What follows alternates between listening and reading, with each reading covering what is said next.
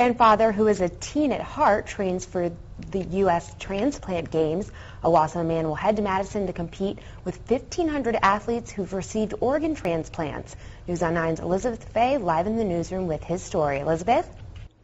Meg, Jim Porter rides a bike nearly 6 days a week. He's training to race at the Olympic-style transplant games. A few years ago, that seemed nearly impossible. A viral infection destroyed Porter's heart. Some of the chambers only pumped at 8% of their capacity. Well, before I had the transplant, I was an extremely ill man. At times I crawled, and at times I lost my sight. Jim Porter of Wausau became so ill that he went to the top of the list for a heart transplant. 4 years later, he zips by on his bike with a 19-year-old's heart keeping him going. It's pretty incredible to think where he came from to where he is now. It's certainly one of life's greatest surprises.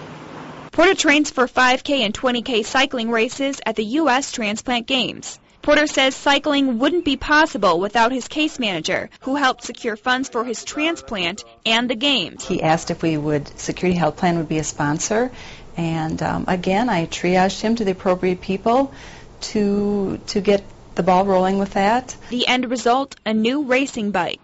Along with Porter's successes come struggles. Porter says it's difficult knowing that a stranger's death gave him life. He wrote a letter to the donor's family, inviting them to the games. I felt that these people might want to meet me in the games and see that part of them was pedaling his heart out for him. Cycling at the games is more than just a race. It's to honor everyone who made racing a reality for Jim Porter. One of my purposes of going is to say thank you to, first of all, my donor, and to my wife.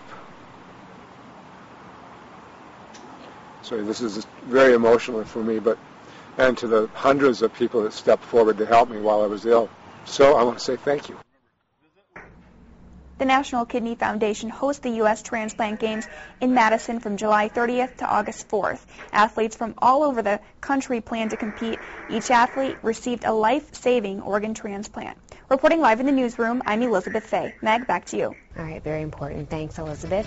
Stay tuned. Consumer Reports is up next.